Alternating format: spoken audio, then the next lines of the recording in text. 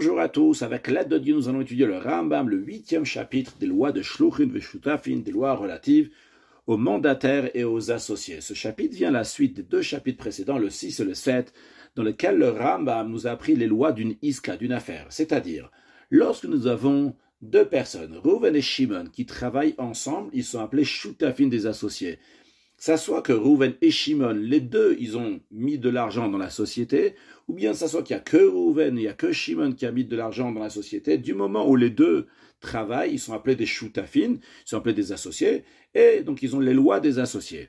Mais dans un cas où il y a un seul qui travaille, par exemple, Reuven, il a donné 100 € à Shimon, et il lui a dit, vas-y, travaille, fais fructifier cet argent. Dans ces cas-là, s'il n'y a que Shimon, le gérant qui va gérer l'argent, et Reuven, le propriétaire des fonds, lui, il ne travaille pas. Donc, il y en a un seul qui est en train de travailler ici. Dans ces cas-là, ça s'appelle une iska.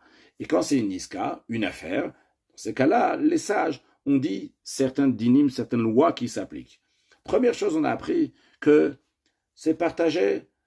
D'un côté, il y a un dépôt, d'un autre côté, il y a un prêt. C'est-à-dire que la partie une partie Reuven a donnée à Shimon en tant que dépôt, une autre partie Reuven a donnée à Shimon en tant que prêt. Maintenant, s'ils ont stipulé que ça sera, par exemple, 3/4 de bénéfices pour le gérant et 1/4 pour le propriétaire des fonds, ou à l'inverse, etc., ça va s'appliquer d'une telle manière. Mais on dira que la partie qui ramène des bénéfices, eh bien, c'est ta partie de dépôt pour toi, monsieur le propriétaire des fonds, et la partie qui ramène du bénéfice pour le gérant, c'est la partie de prêt. L'exemple simple que le Ram m'a donné, dans un cas où ils n'ont pas stipulé quoi que ce soit, c'est que les 100 €, ils vont partager moitié-moitié. 50 € seront considérés que Reuven les a donnés en dépôt chez Shimon, et 50 € seront considérés que Reuven a prêté ça à Shimon. Donc, en conséquence, les bénéfices qui vont venir de ces 100 €, par exemple, s'il va y avoir 60 € de bénéfices, dans un cas où ils n'ont rien stipulé, donc c'est moitié-moitié, eh bien, il y aura 30 € pour Reuven, et il y aura 30 € pour Shimon. Vu que Reuven a mis en dépôt chez Shimon 50 €, et c'est ça qui a ramené des bénéfices, donc 30 € de bénéfices. Les autres 30 € de bénéfices qui sont venus, ils sont venus grâce aux 50 € qui appartiennent à Shimon. C'est vrai que Reuven a prêté à Shimon, mais une fois qu'il lui a prêté, ça appartient à Shimon. Pourquoi les sages ont institué ça? Ils ont voulu que les gens riches vont facilement investir de l'argent, donc même que des autres vont gérer cet argent-là, et qu'ils vont pas dire, ah, mais qu'est-ce qui va se passer après? Si je lui donne 100 € et tout, c'est un dépôt, et c'est moi qui vais gagner cet argent-là, ou même si on va faire certaines conditions, mais qu'est-ce qui va se passer? Mes 100 € risquent d'être perdus, parce que la règle, elle est qu'un prêt doit toujours être remboursé. Par contre, un dépôt, si ça a été volé ou si ça a été perdu, eh bien, il n'y a pas besoin de rembourser. Donc, si Reuven, qui a des fonds, il va les donner à Shimon, on va dire c'est entièrement un picadon, c'est entièrement un dépôt, et après ça a été perdu ou volé, Reuven va se retrouver sans rien. Donc les sages ont dit, quand Reuven il donne à Shimon, eh bien pour que Shimon va être plus motivé, faire attention à cet argent-là, il va faire attention aux 100 €, on va lui dire, sache qu'il y a 50 € qui t'appartiennent à toi, que c'est un prêt, et quoi qu'il arrive, tu vas devoir les rembourser. Donc par cela, Shimon va s'investir, faire attention à cet argent-là, et faire un maximum pour que cet argent va fructifier. Donc ça, c'est la première des choses que les sages ont fait, qu'ils ont dit qu'il y a une partie qui considérait un dépôt et une partie qui considérait un prêt. Une deuxième chose, les sages ont dit, là, il y a un problème qui se pose. Vu qu'on considère que la moitié, c'est considéré un prêt, il risque d'avoir ici un avagribit, une usure, ça ressemble à l'usure à l'intérêt, il y a quelque chose ici, il y a des traces d'intérêt. Pourquoi? Parce que on risque de traduire ça que Shimon, il est en train de travailler pour les 50 € de dépôt de Reuven. Pourquoi? Parce que Reuven lui a prêté 50 €. Alors les sages ont dit, pour pas que ça soit avagribit, pour qu'il n'y ait même pas des traces de ribit d'intérêt, qu'est-ce qu'on va faire? Il faut que Reuven, le propriétaire des fonds, va donner quelque chose de plus à Shimon, le gérant.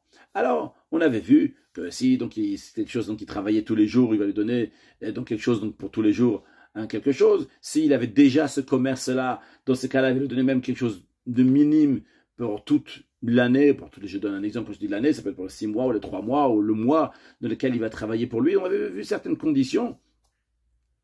Mais dans un cas où il n'y a pas eu une certaine condition qui ne veut pas rajouter quelque chose en plus, donc du moitié-moitié, dans ces cas-là, les sages ont dit qu'on va donner à Shimon le gérant, qui va recevoir 2/3 des bénéfices. Évidemment, le capital, les 100 euros, vont toujours repartir à la fin, s'ils sont toujours là. En tous les cas, ils vont toujours repartir chez le propriétaire des fonds. D'ailleurs, on avait appris aussi que s'ils ne sont plus là, il y aura au moins toujours la moitié, donc la halva'a, le prêt, qui reviendra toujours chez Rouven. Quand je dis la moitié, c'est si la moitié était en prêt, s'ils avaient fait une condition entre eux que seulement un quart va être en prêt, donc le bénéfice du gérant sera seulement un quart, et il y aura seulement un quart qui reviendra chez Rouven. En tous les cas, ce qui est en prêt reviendra toujours chez le propriétaire des fonds, chez Rouven.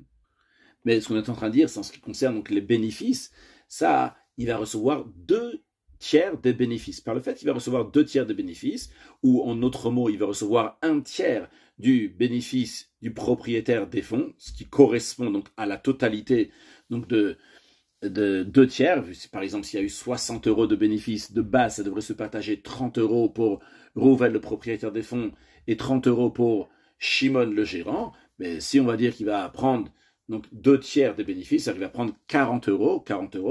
Les 10 euros qui sont plus des 30 qu'il reçoit, ça correspond donc à 1/3 des bénéfices que Rouven, le propriétaire des fonds, aurait dû avoir. Et ça, c'est s'il y a eu un gain, un bénéfice. S'il y a eu une perte, on va lui dire qu'il ne va pas perdre donc totalement, il va pas comme ce qu'il aurait dû perdre. Par exemple, s'il y a une perte de 60 euros, il ne va pas perdre donc 30 euros, il va perdre seulement 20 euros. C'est-à-dire qu'on lui enlève un shlish, on lui enlève 1/3 de ce qu'il doit payer. Maintenant, ce que nous allons voir dans ce chapitre 8, on va voir la même formule, mais cette formule-là, ça ne va pas s'appliquer sur de l'argent, va s'appliquer sur des commerces, sur des affaires qui ont été faites, différentes affaires, mais le fond de ce que nous allons voir dans chapitre 8, c'est ce que nous avons déjà appris sous une autre forme dans le chapitre 6, 7. Perek Shmini Alacha Aleph. Hanoten Beitzim le Baal Tanegolim. Rouven donne des œufs à un propriétaire de poules, donc on va dire à un fermier. Pourquoi il donne ses œufs? Les Hoshiva Tanegolim Alem, pour que le fermier va mettre ses poules sur ses œufs, comme ça ils vont couver, et il y aura des poussins qui vont naître. Puis, son but n'est pas seulement qu'il va y avoir des poussins qui vont naître. Rouven est en train de dire à Shimon le fermier, toi, monsieur le fermier, propriétaire des poules, tu vas les élever, puis et le jour où on va partager ça, eh bien on va partager entre nous les bénéfices qui viennent de ces œufs que tes poules ont couvés. Donc c'est le principe donc, de Iska que nous avons appris dans chapitre 6. Eh bien, quelle est la règle?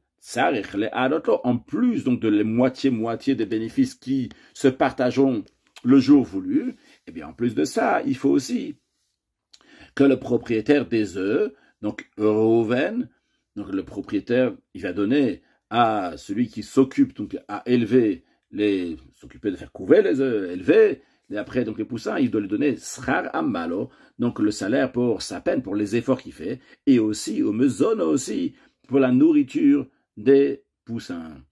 De même, celui qui évalue des veaux et des ânons pour déterminer la valeur, et après ça, il va les donner à un berger. Donc il dit par exemple maintenant, c'est ce veau-là, ou bien cet ânon-là, il vaut 100 euros. Je te donne à toi, monsieur le fermier, monsieur le berger, et tu vas t'en occuper, tu vas t'occuper, donc tu vas les élever. Et après, le jour, on va se les partager. Par exemple, si à la place de 100 euros, ça va valoir maintenant 150 euros parce que tu les as bien élevés, eh bien, on va partager 25 euros, 25 euros. Eh bien, ici aussi, en plus donc, du partage qu'il y a, que lui, il va recevoir 50 et l'autre va recevoir 50%, 50-50, eh bien, en plus de ça, le propriétaire des veaux, le propriétaire des ânons doit donner au berger donc un salaire pour les efforts qu'il fait et aussi donc la nourriture de ces animaux, Becholium, pour chaque jour donc il travaille pour lui. Ou Megadlim Otam, non, s'ils ont dit qu'il va les élever jusqu'à telle et telle date, pas de souci, mais s'ils n'ont pas fixé une date, dans ce cas-là, il va les élever, donc le berger va les élever, Achi ou Agalim de Shalosh Shanim, jusqu'à que les veaux vont rentrer dans la 3e année, bien que la traduction Bnei Shalosh Shanim, ça veut dire à 3 ans, mais basé sur ce que le Rambam explique ailleurs, dans les lois Maaseh Korbanot Perek Aleph, Halachot Yud Aleph Yud Gimel, on explique maintenant que les Agalim, les veaux, vont être rentrés dans la 3e année, Ve'achamor, et l'âne, Hacheti toenet, jusqu'à qu'il soit capable de porter une charge habituelle pour un âne.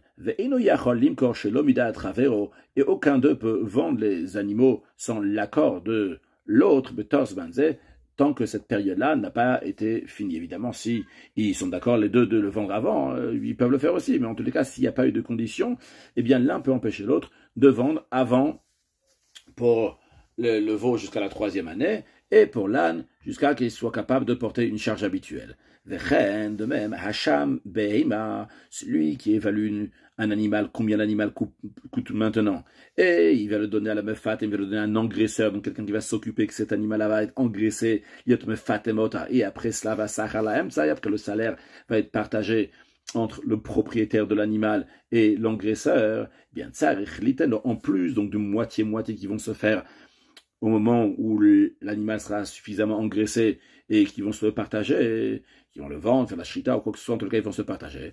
Eh bien le propriétaire de l'animal doit donner à l'engraisseur un salaire pour le fait qu'il s'occupe de l'engraisser, et en plus de ça, donc c'est la nourriture de l'animal.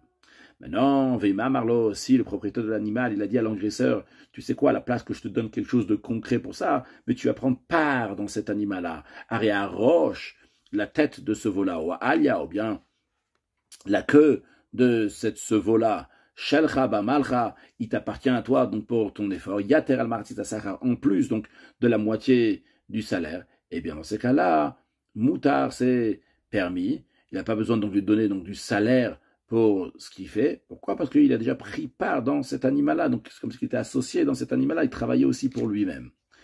Maintenant, Hayula Patam si l'engraisseur, il n'avait pas que les animaux que Rouven lui amenait à engraisser, mais il avait aussi d'autres animaux. Shemfatem Otam, il engraisse avec ses animaux, avec cet animal au pluriel, au singulier, en fonction de ce que Rouven, le propriétaire de l'animal, il a donné. De même, de même s'il avait d'autres veaux et d'autres anons qui devaient les prendre en tant que berger, donc pour s'en occuper. Et donc il lui a dit que je te donne la moitié du salaire, donc une fois qu'ils vont être bien élevés, une fois qu'ils sont assez grands, au dans un cas où il a donné des œufs pour que les poules du fermier donc vont couver dessus, mais le fermier il a déjà d'autres poules qui couvent aussi. Alors, il vomita cette béchelo shel chavero. Donc le principe, donc ces 3 exemples qu'on a donnés, qu'on a vu avant dans l'Alacha Aleph, dans le début de l'Alacha Aleph, que maintenant le Rambam a repris, il a dit donc il avait d'autres aussi avec lui, donc il ne fait pas seulement pour Rouven le propriétaire de l'animal, ou le propriétaire des œufs, le propriétaire de celui qui a un animal qui veut engraisser. Du moment où Shimon ne s'occupe pas seulement des animaux de Rouven, il s'occupe aussi bien de ses propres animaux et aussi donc de ceux de Rouven. Même s'il a donné juste quelque chose de minime pour tous les jours qui sont associés ensemble, eh bien d'ailleurs c'est suffisant. Et ils partageront donc le salaire à égalité. Si le gérant était aussi donc le métayer, on verra dans la suite dans la Chaï plus longuement c'est quoi un métayer, mais le principe du métayer c'est celui qui travaille donc la terre de quelqu'un, il reçoit une part des produits agricoles donc qui vont en venir. Donc si c'était le métayer il ne s'occupe pas seulement de la terre en général, il fait aussi d'autres services donc, pour le propriétaire de la terre. Alors, si c'est le métayer, il avait en plus qui s'occupait donc de la terre de Rouven, mais il avait aussi donc lui-même donc des affaires à part. Oh, il vous m'appelle Beshelo, Beshel Balasade. Vu qu'il s'occupe aussi bien de ses propres animaux, ce métayer-là, et il s'occupe aussi des animaux du propriétaire du champ de Rouven. Et notre le Kloum, dans ce cas-là, Rouven n'a rien besoin de lui donner parce que c'est l'habitude que le métayer donc il fait encore d'autres services au propriétaire, et de toute façon il est déjà payé, vu que le métayer, donc il prend une partie des produits agricoles qui vont venir du champ de Rouven.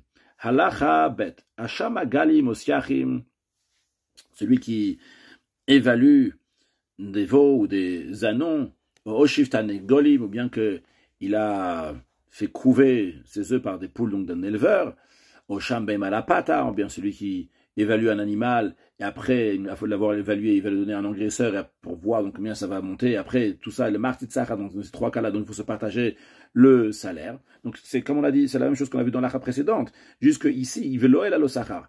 Il n'a pas donné de salaire pour ses efforts. On a vu à chaque fois qu'il doit lui donner un salaire en plus de moitié-moitié. Il y a un certain salaire qu'il doit donner. Ici, donc, il n'a pas rajouté de salaire pour lui. Eh bien, Ram nous dit, eh bien, sa loi, elle est comme la loi de Essek, de l'affaire avec l'argent. Dans l'introduction, on a rappelé aujourd'hui, dans ce qu'on a vu dans les chapitres précédents. Donc il y a 2/3 de bénéfices pour celui qui a, pour le gérant, et 1/3 de perte pour le gérant, s'ils n'ont pas fait une condition entre eux, ou s'il n'a pas donné quelque chose. Donc c'est la même chose aussi ici. Le Rav nous dit, on va regarder combien ont été évalués les animaux ou bien les œufs au moment où ils ont été transmis à l'engraisseur, à l'éleveur ou au fermier. Avec combien ça gagnait? Par exemple, si au début c'était 100 et maintenant c'est 190, c'est-à-dire qu'il y a eu un gain de 90. Note à la mita, le gérant il va prendre 2/3 du salaire, donc il va prendre 60. C'est ça, donc le salaire qu'on va lui donner pour ses efforts. Il aurait dû recevoir seulement 45. On dit non, on va lui donner plus, 2/3, donc il va recevoir en tout 60. Et si ça a perdu de la valeur, mais Shalem Shlisha Hefsed, il va perdre 1/3 de la perte. C'est-à-dire que si la perte était de 90, eh bien lui, ce qu'il devra rembourser au propriétaire, c'est 30 euros, 1/3. Halacha Gimel. Shamin para v'chamor v'chol davar shedachol lasot v'lechol. On peut évaluer une vache, un âne, ou toute chose dont la nature est de produire et de consommer. Donc ici, c'est vrai que ça consomme, mais ça produit aussi, ça ramène de l'argent.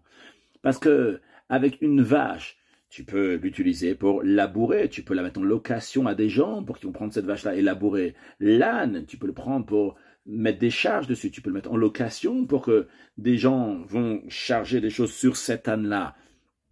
Donc lorsque Reuven, le propriétaire de la vache, le propriétaire de l'âne, il donne ça à Shimon pour qu'il va élever cette vache, qui va s'occuper de cet âne-là, et après ils vont se partager l'argent entre eux, ce qu'il a donné pour l'élever, ou bien ce qu'il a donné pour engraisser, eh bien, veya sachar la emtsa beshave. Ici, dans ce cas-là, eh bien, il n'y a pas de souci de avagribit, quelque chose qui ressemble à des intérêts, vu que même s'ils vont partager exactement 50-50, c'est-à-dire, imaginons, par exemple, lui a donné la vache, lui a donné l'âne qui valait 100 euros, et plus tard, quand il vient la reprendre, ça va valoir 200 euros. Ils vont se partager le bénéfice, chacun va recevoir 50-50. Ici, on ne va pas dire qu'on va donner plus, quelque chose en plus, en tant que salaire au gérant, à l'éleveur, à celui qui a le mitasek, qui a pris cette vache-là ou cet âne-là.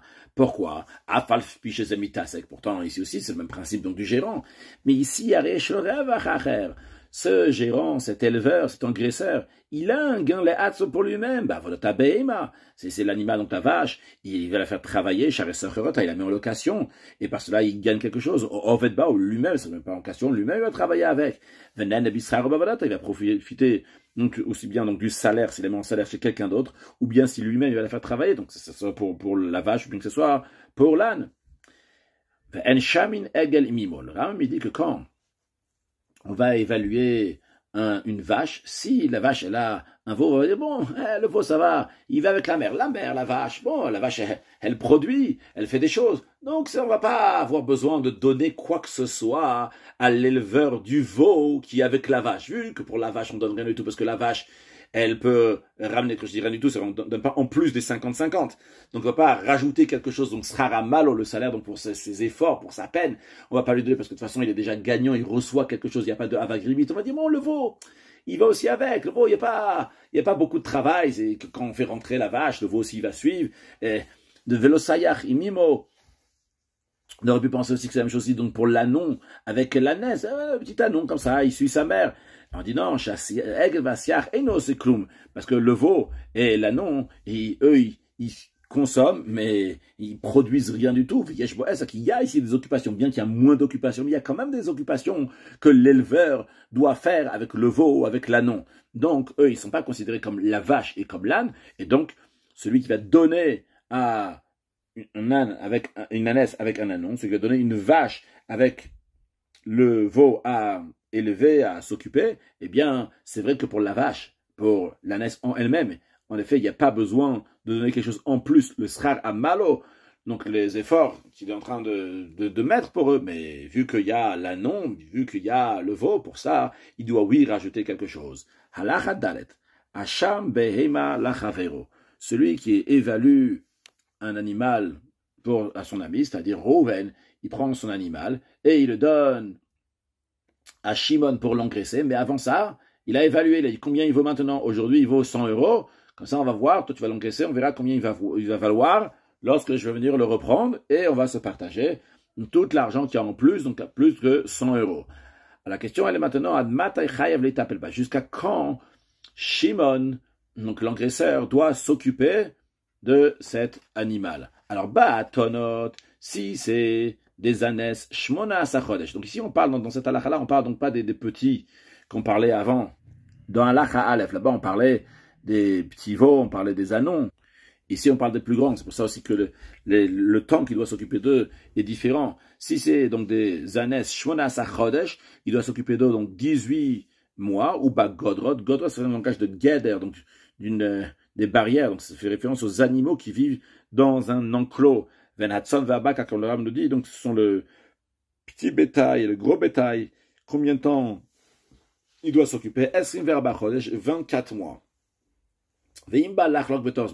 Si le propriétaire des animaux il dit ah bon, ça je vais pas attendre moi tellement longtemps, je reprends mes animaux. Bien Chavero, l'autre, l'engraisseur, mais Akevalav, il va l'empêcher, parce que ils sont associés sans dire une date précise. Eh bien l'engraisseur, lui, il veut les garder plus longtemps. Pourquoi il veut les garder plus longtemps et pourquoi le propriétaire, on peut comprendre, il veut les reprendre, mais pourquoi l'engraisseur il veut les garder plus longtemps et il a le droit de les garder plus longtemps? Le Ram nous dit, on ne peut pas comparer le soin de la première année, commencer à engraisser l'animal, il n'a pas l'habitude, et c'est tout un travail, c'est beaucoup de travail, et les bénéfices sont peu, ils ne s'engraissent pas tellement la première année, c'est dur au début, donc de se mettre dans ce système-là que l'animal il va commencer à s'engraisser. Par contre, quand ça arrive la deuxième année, il y a des soins à faire, mais les soins sont un peu plus faciles. Je suis au mouat, c'est facile parce que ça y est, il a déjà mis l'animal dans ses rails-là, donc commence à manger beaucoup plus. Et là, les bénéfices sont plus grands, parce que elle s'engraisse beaucoup plus. Elle se rajoute plus que la première année. C'est pour ça qu'il peut l'empêcher jusqu'à la fin de la deuxième année, parce que il peut dire l'engraisseur au propriétaire des animaux. Moi, j'étais prêt à m'investir la première année, parce que je savais que la deuxième année, il allait avoir enfin des bénéfices. Mais juste comme ça, s'y mettre à fond dans la première année, alors que la deuxième année, il n'y a rien tu vas me le reprendre. Ça, j'ai fait un investissement qui était très très dur pour moi, qui n'a pas eu grand chose. Et moi, mon investissement, ça dure donc ce 2 ans-là, toute cette période de temps. Yalda beima shuma etzno. Si cet animal, donc, a été évalué chez lui, c'est-à-dire que Reuven avait un animal, et il a mis évalué, et après il a mis chez Shimon, et là-bas, l'animal, il a mis bas. Donc, le petit qui est né fait partie donc du bénéfice qui est partagé pour les deux. Dès que l'animal est né, il appartient aussi bien à Reuven, le propriétaire de l'animal, et aussi bien à Shimon, l'éleveur. Dans un endroit, si l'usage local, c'est que l'éleveur, il s'occupe donc d'élever les petits qui sont nés, eh bien, il va les élever, et après, donc, ils vont les vendre. Donc, en d'autres mots, ça reste encore chez Reuven et Shimon. Dès que c'est né, ça appartient à Reuven et Shimon, et ça reste toujours chez Reuven et Shimon. Tout le temps qu'il va l'élever, continuer à l'élever, c'est Reuven et Shimon. Donc, ça reste toujours Mertzal, c'est moitié-moitié pour Reuven et Shimon. Maintenant, dans un endroit où l'usage n'est pas que l'éleveur, c'est pas lui qui s'occupe donc d'élever les petits qui sont nés, eh bien, il doit quand même s'occuper de lui pour un certain moment. Bedaka, si le petit bétail, shloshim yom, 30 jours. Ou begasa, si c'est le gros bétail, chamishim yom, c'est 50 jours, parce que ça, c'est le temps qu'ils ont besoin de rester avec leur mère, et aussi qu'ils ont besoin que quelqu'un, c'est un éleveur, quelqu'un qui sait s'occuper d'eux, va s'occuper d'eux. Et après ça, avec Cholkin, et après donc, ça soit 30 jours, donc pour le petit bétail, bien 50 jours pour le grand bétail. Après ça, donc ils vont se partager à égalité, moitié-moitié, l'animal qui est né. Maintenant, si l'éleveur, lui, dit, bon, je vais m'occuper encore plus que 30 jours ou 50 jours, donc en fonction du petit bétail ou du grand bétail, eh bien, qu'est-ce qu'il fait au bout des 30 jours, de 30 jours ou bien de 50 jours si c'est le gros bétail? Qu'est-ce qu'il fait? Il va l'évaluer. Combien elle vaut maintenant aujourd'hui? Moi, l'éleveur, j'avais le devoir jusqu'aujourd'hui de les élever. Très bien. Donc maintenant, c'est fini. Maintenant, donc, on doit les partager en deux. Donc pour moi l'éleveur, et l'autre donc pour Reuven le propriétaire de l'animal. Mais moi je suis prêt l'éleveur de le garder encore. Qu'est-ce que je fais aujourd'hui? Je vais l'évaluer combien il vaut aujourd'hui l'animal. Donc on va dire par exemple il vaut 50. Et tout ce qui va, et ils vont gagner après, c'est-à-dire que la valeur que va prendre ce petit ou ces petits, donc après ces 30 jours, 50 jours, eh bien l'éleveur il va prendre 3 parties. Et le propriétaire il va prendre il va prendre un quart du bénéfice. Pourquoi ici c'est différent de la halakha précédente? Quand je dis halakha précédente, je ne parle pas du chiffre de la halakha, je ne parle pas d'une autre halakha que halakha dalet, mais du cas qu'on vient de voir juste avant. On vient de voir que dans un endroit où c'est l'habitude, c'est l'usage, que l'éleveur va continuer à élever l'animal, eh bien, le petit qui vient de naître, on va se le partager à moitié-moitié. Moitié pour l'éleveur et moitié pour le propriétaire. Ici, tout d'un coup, on dit, ah, c'est pas l'usage. Ah, lui, il a décidé quand même de le faire. Ah, il a décidé quand même de le faire. Alors après, quand ils vont se partager, le propriétaire de l'animal, il va voir un quart, et l'éleveur, il va voir 3 quarts. Qu'est-ce qui s'est passé ici? Alors, elle nous explique, parce que il avait déjà la moitié de l'animal. C'est-à-dire, c'est comme si on avait fait 2 partages. Il y a un partage qui se fait théoriquement, bien que concrètement il n'a pas été fait, il y a un partage qui s'est fait au bout de 30 jours ou des 50 jours. Tu dis ça, ils sont partagés moitié-moitié. Donc, il a déjà pris maintenant une moitié, l'éleveur. Et après, quand il va dire, allez, on redémarre, après les 30 ou 50 jours, je redémarre, je m'occupe à élever cet animal. Eh bien, on dit qu'il a pris la moitié de l'animal qui appartient au propriétaire, et il dit, je vais m'en occuper. Et maintenant, donc, il va prendre la moitié de la moitié.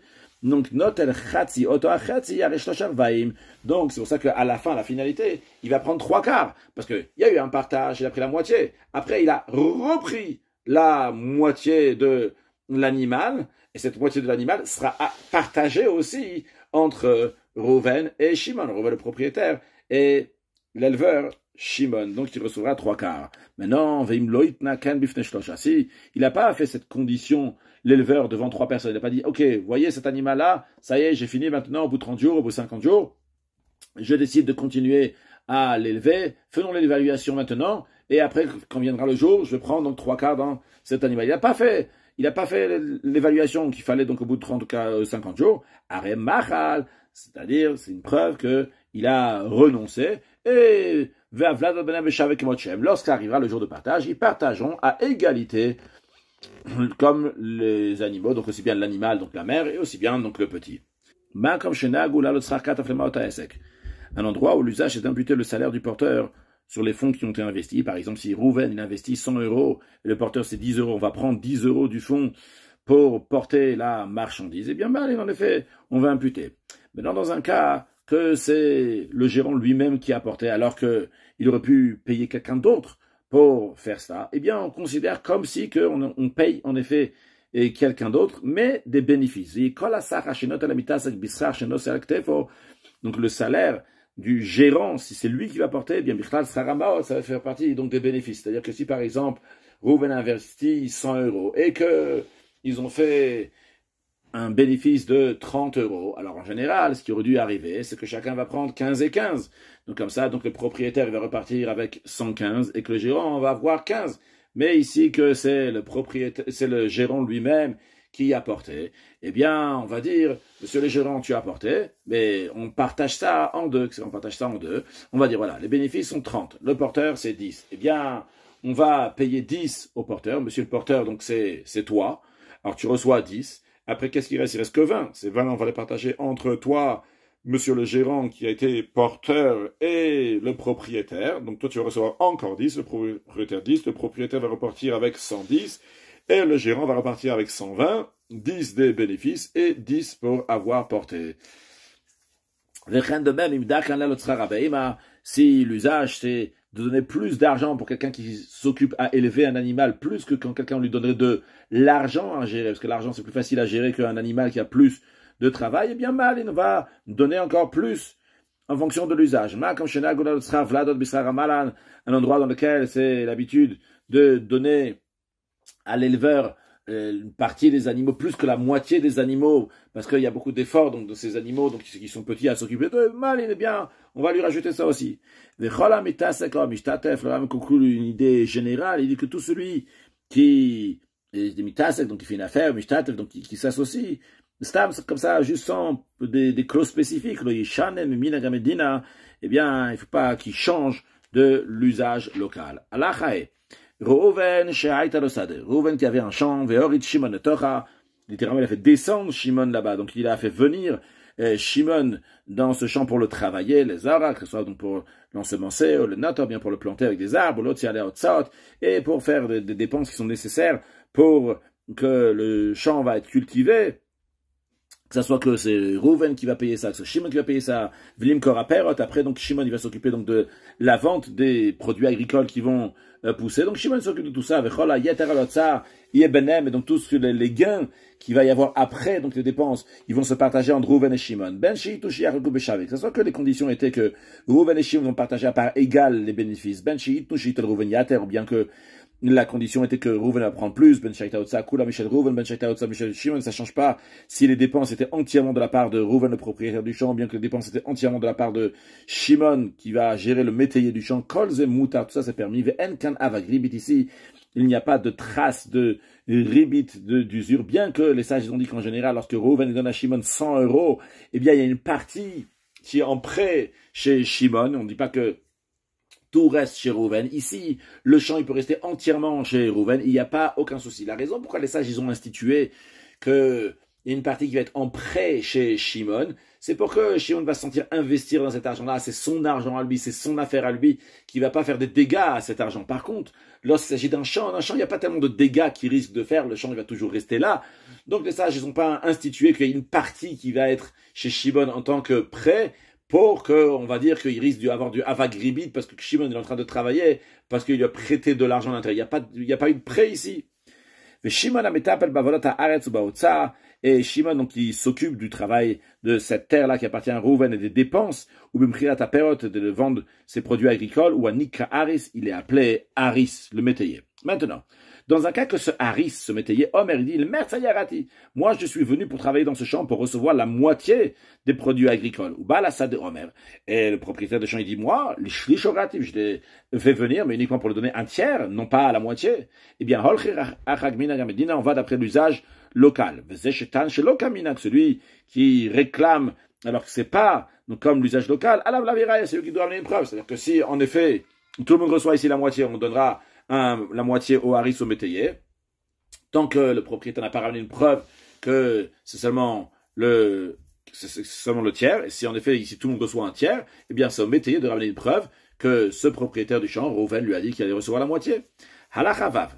Baal chez Ori d'Arisin Menir Seishto. Un mari, il a un champ qui n'est pas vraiment à lui, c'est un champ qui appartient à la femme. C'est-à-dire, lorsque la femme elle s'est mariée, elle lui a ramené un champ.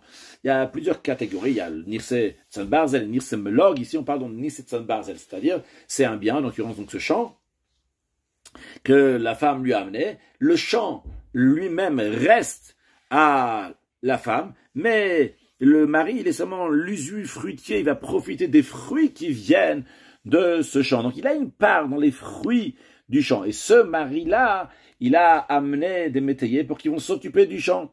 Maintenant, les métayers doivent recevoir quelque chose à la fin de ces produits agricoles. Là, les métayers, ils n'ont rien pris de ce champ-là. Le mari n'a rien pris de ce champ-là. Et avant qu'il y ait le temps de profiter de quoi que ce soit avec Gersha, le mari a divorcé sa femme. Maintenant, il n'a plus aucun rapport avec ce champ. Ce champ, il est entièrement reparti à la femme. Mais les métayers veulent recevoir quelque chose. Alors, Imaya Bal Haris, si le mari lui-même, il était un métayer, dans le sens qu'il est familier avec l'agriculture, dans le sens qu'il sait lui-même travailler la terre, alors, il est venu Stalek Bal, maintenant que le mari, il est plus là, il n'a plus aucun rapport avec ce champ, avec ces produits agricoles de ce champ. Bien, Nistal Kohem, les métayers aussi, ils sont plus là, parce que, pourquoi ils sont venus? Ils sont venus ici pour le mari, parce que le mari lui-même aurait pu faire le travail. Pourquoi le mari, il n'avait pas envie de faire le travail? Il a dit, bon, je vais trouver quelqu'un d'autre. Ils ne sont pas venus pour la terre. La femme, elle a dit, moi, j'avais pas besoin de ces métayers-là. Mon mari lui-même, il aurait pu faire ce travail-là. Donc, qu'est-ce qu'on va leur donner maintenant? On va pas leur donner donc la part qu'on leur a dit donc au début dans le champ. Qu'est-ce qu'ils vont recevoir? Nos dépenses, ils vont recevoir uniquement ce qui a le gain qu'il y a eu, et même ça avec un serment. C'est-à-dire, on va voir maintenant combien ils ont investi et combien il y a eu un gain dans le champ. Par exemple, s'ils ont investi 100 euros et que le gain était 150, on leur donnera seulement 100. S'ils ont investi 150 et que le bénéfice a été seulement 100, on leur donnera seulement 100. Et même ça, ils doivent jurer. Parce que ici, on ne sait pas exactement combien ils ont investi.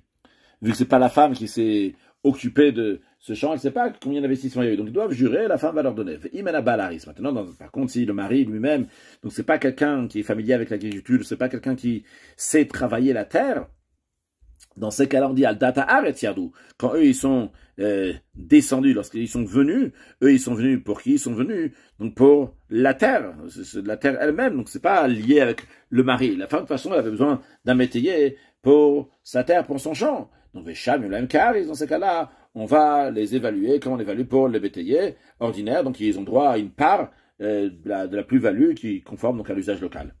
Halacha Zain, a Achin Oshar donc les frères, leur père il est mort et ils sont hérités, ils n'ont pas encore partagé quoi que ce soit, ils ont encore tous donc au même compte.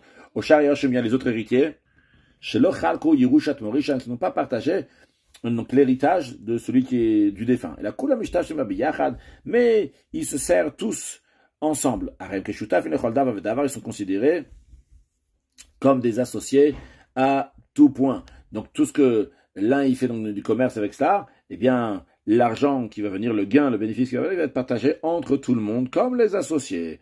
Echad mina achin, o mina shutu. S'il y a un des frères ou un des associés, chez Nafal ou Manotamel, littéralement qui est tombé, c'est-à-dire qu'il a été engagé au service du roi, le roi l'a nommé par générosité envers les orphelins, en disant que voilà, le père, il avait le même poste, donc lui aussi, donc on va donner à un des enfants ce poste-là, ou bien des associés que le roi il a entendu qu'ils étaient très très riches, les deux ils font de très bonnes affaires, et donc pour cela, parce que les deux ils font des bonnes affaires, il a dit à un d'eux qui va être engagé donc pour le travail du roi, et donc par cela il va gagner de l'argent. Bien ça, ce qui en ressort, le bénéfice, c'est partagé à part égale entre tous les frères, ou bien entre les héritiers, vu que c'est un package, le roi il les a pris non pas par un héritier que lui il avait des particularités, il a pris donc parce que le père il avait cette particularité, donc il a pris un des enfants, donc les gains donc ils vont être partagés, ou bien quand c'est des shoots, donc parce que les deux ils avaient de l'argent, donc il en a pris un parce que leur société elle marche bien.